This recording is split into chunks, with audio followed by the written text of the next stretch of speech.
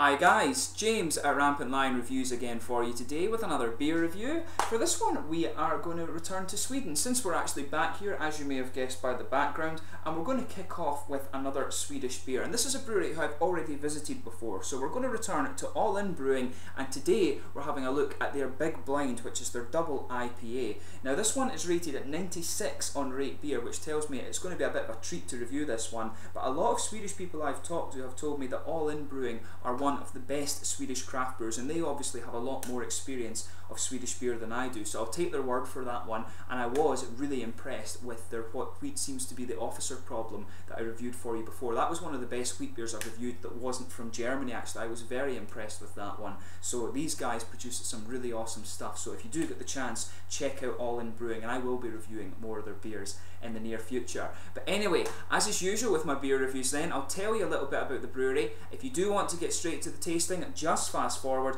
All the usual websites are in the video description below. That's the brewery website, the link to my other reviews from All In. I will get more of their beers when I can get the chance, and there's all the usual social media, Facebook, Twitter and Untappd, so please follow me on there. Subscribe if you want to see some more beer reviews, and I will apologise in advance for any bad Swedish pronunciations in this video. I'm still trying to learn Swedish since I moved here from Scotland. I moved here to Lund, and one of the things that's very hard about Swedish is the pronunciation, so I do apologise for butchering your language if I do it. But anyway, to tell you about All In Brewing, there are 8 people running this brewery, and including 3 brewers, but they started up in 2012 under the guidance of Pelle Frost, and they released their first beer later that year, which was a collaboration brew with Italian brewery Toccolmato, and they plan to have their own brewery in the future, but right now they're brewing most of their beer at other brewing facilities. So in their early years they travelled Europe making a lot of collaboration beers with other breweries, but recently they've been brewing most of their beers in Sweden, and they started brewing at Brewski in Helsingborg, which is actually one of my favourite craft breweries, and one of their brewers, Lucas, actually worked full time for Brewski, brewing both the All In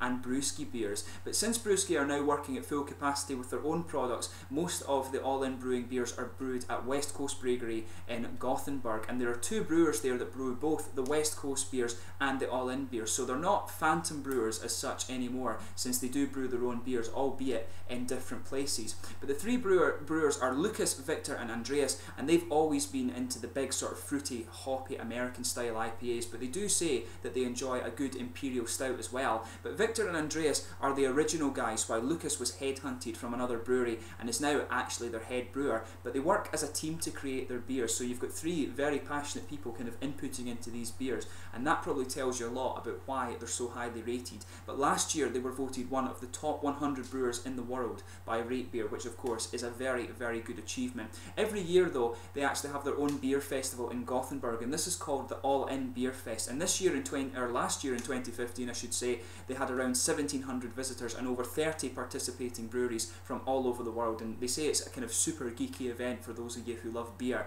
But some of the All In guys also have a bar in Gothenburg together with some of the guys behind Dugas Brewery, who also produce some very interesting beers, and this one is called the Brewers Beer Bar, and a good number of their beers are in fact collaborations. They've brewed with Lervig from Norway, Toccolmato from Italy, Mohawk, who are a Swedish gypsy brewer, Dugas of course, who are from Gothenburg, Brewski from Helsingborg, Bierbibliotek, who are also from Gothenburg, De Molen from the Netherlands, Stegberget, who are Swedish, Stronzo, who I think are Danish, and also West Coast Brewery up in Gothenburg as well. So there's quite a lot of collaboration beers come out of this brewery, but like I said, a lot of Swedish people have told me that these beers are some of the best you're going to find in Sweden, so it's quite interesting to review these ones for you. But anyway, that's your little bit about All In Brewing. They actually don't have a brewery website, so in the description below you can find the Facebook link, but I guess if you want to find out more of their beers, either go and check the Untappd profile or have a look at the Facebook or the Rate Beer profile as well, I guess would tell you about that. But go and check out All In Brewing nonetheless. As I say,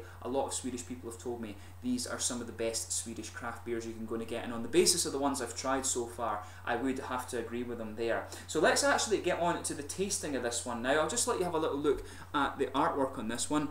As you may have guessed, the All In symbol is this kind of hop flower on the back here. There you can see All In Brewing, and you can see as well that's actually this kind of hop-headed guy in the tuxedo, which is quite an interesting bit of artwork. But it says here, the name is Big Blind, of course. It's a double IPA, comes in at 7.9%. It's hopped with Citra, Mosaic, Simcoe, and the malt base is Pilsner, Carapils, Munich wheat, and flaked oats. And of course, this one was brewed at West Coast Brewery in Gothenburg. So yeah, it should be quite an interesting one for us to try. It says on the back, best before the 25th of 11, and I think that's meant to be 2016, but I'm not sure because it's faded a little bit. Definitely in date though, because I only bought it from System Balog the other day. There you can see the All In Brewing cap as well, that hop flower, but this one has a bit of a mark on it, so we'll get it out and into the glass now.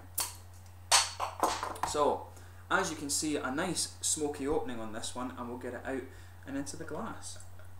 But you can really smell, actually, just from even pouring this one just now, you can really smell some of the tropical fruits of this. Peaches, apricots really coming out of this quite nicely. That smells really juicy. Yeah, it does. It definitely very peachy and very apricotty actually.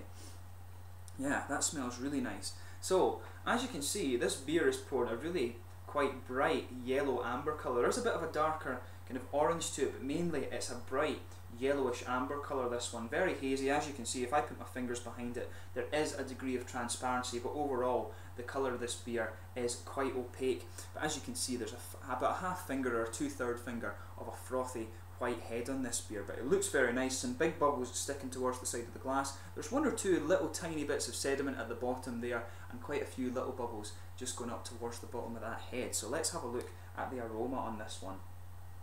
So without sugaring it up, as I said, you're getting a lot of kind of tropical fruit aromas out of this one. So you've got grapefruits in there, just underpinning it. You've got some passion fruit as well, of course. That's a property of the Simcoe hop. But as I say, I think the peaches and apricots in this one are really prominent. And you can also get some mango in there too. But of course, the Citra and Mosaic hop are always going to give you this really kind of complex tropical fruit aroma. When you sugar it up, actually, when you sugar it up like that, you start to get the more, how do you say, sort of pungent tropical fruits. You start to get more of the passion fruit and more of the grapefruit coming out of this. But if you let it settle, it starts to smell a bit more peachy and a bit more apricotty. The passion fruits and the apricots, of course, are properties of the Simcoe hop. Those are the sort of esters that you're going to get out of there.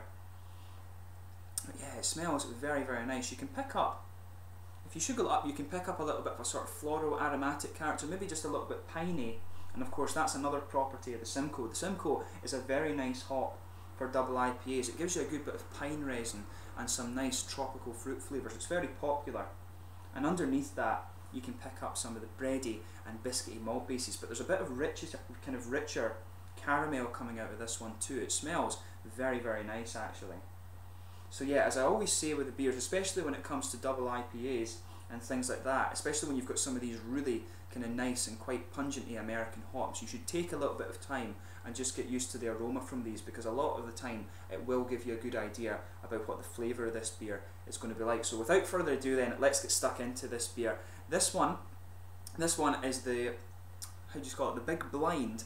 It's an unusual name for a double IPA. This one is the Big Blind from All In Brewing from Gothenburg in Sweden. Supposed to be a very good double IPA, so we'll get stuck into this guy just now. Slanja Skål from Sweden.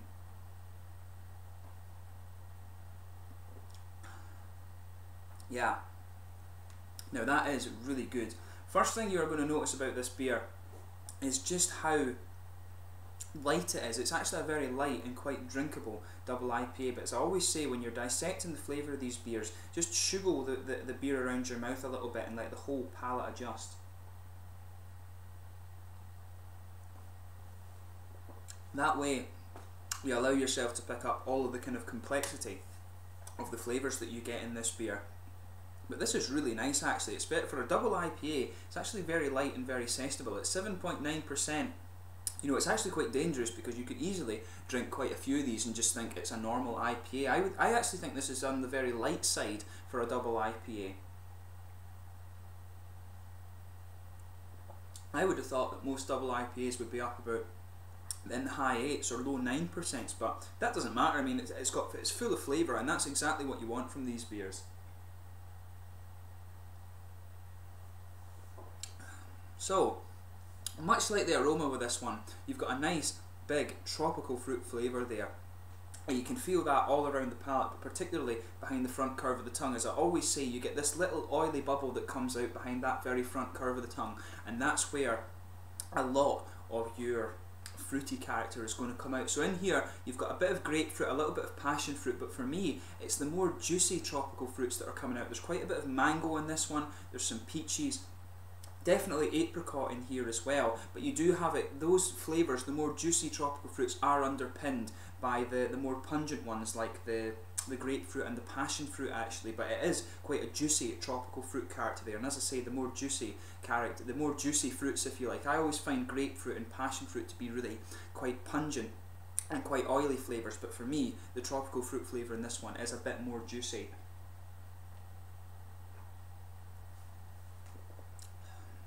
Yeah, definitely you can get that almost kind of dusty.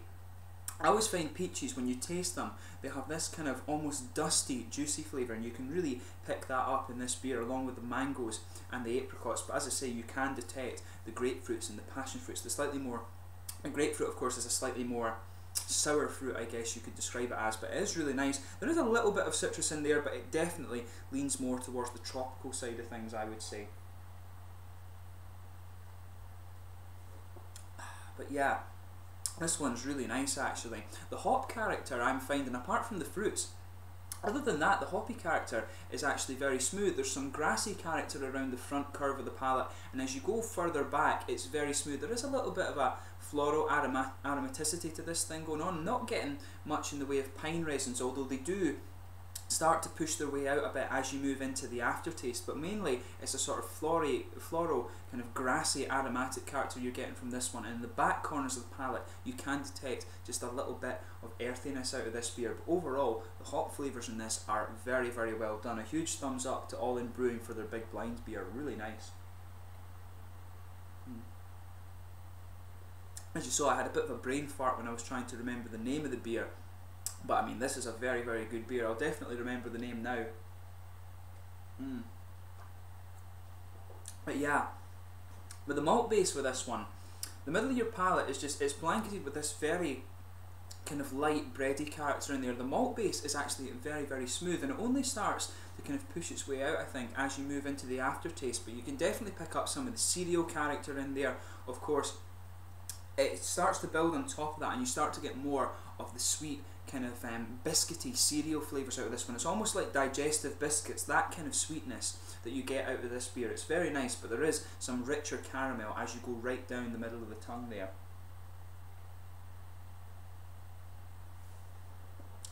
But yeah, I can see why this beer is rated really highly. It's got a lot of flavour, and it is very light and very sessionable. The one thing that is a bit dangerous about it, like I say, is that it is so light, but it's 8%, you know. You could easily, if you had this on tap and you had no idea what the ABV of this beer was, you would quite easily drink this one and think, you know, it's like a 5.5 or 6% IPA. That's the one thing about this beer. You could so easily session this, but you would get drunk pretty damn quickly on this. But that's, you know, that's by the by. The main point is this is a really beautiful beer. I'd recommend this to people who like the more juicy tropical fruit flavours. It's very, very nicely done, this one, and I wouldn't hesitate to drink this again. Another very, very good beer from All In Brewing, and I can see why the Swedish people have told me these guys produce some of the best beer, because that's two very good ones I've had from these guys. Now, I need to try one of their darker beers actually and see how they get on brewing stouts and things like that. That would be really interesting, so hopefully I can get a hold of one of their darker beers at some point in the future. But overall, in terms of the flavour, this beer is top notch, fully deserving of its rating of 96 on Rate Beer. In terms of the mouthfeel of this one, I would say actually really quite light bodied, not even really pushing the mid bodied category, I would say.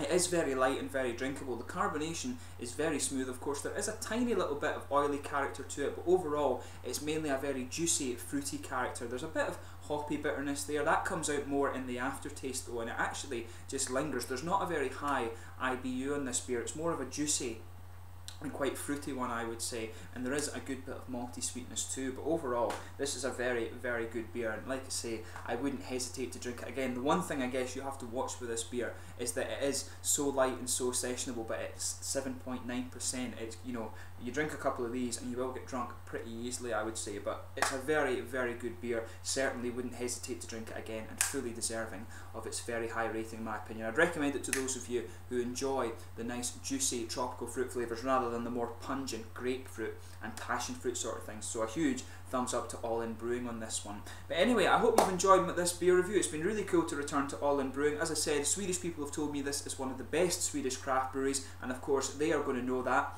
But they've produced another very, very good beer. Go and check out some of the stuff. I would hazard a guess that pretty much you can pick any beer of a style that you like from All In Brewing, and you probably will enjoy it. So go and check out their rate beer list. As I said, they don't have a website, which is a bit unusual, but go and check out their Facebook, their rate beer, and their Untappd profile, and you can probably get an idea of all the different beers that they do. But this one's been excellent. As always, let me know in the comment section below your own thoughts on this one if you do happen to have tried it before. I will definitely return to All In Brewing at some point soon, but in the meantime, please like, subscribe, share, all the usual YouTube stuff. Check out my social media things, but most importantly, go and check out All In Brewing and let me know some other Swedish craft beers that you'd like me to have a look at. I will do my best to get a hold of these because there's a very high standard of beer in Sweden these days. But thank you again for watching, and I will catch you soon. Go and check out All In Brewing from Göteborg, Gothenburg in Sweden. Slanja just now.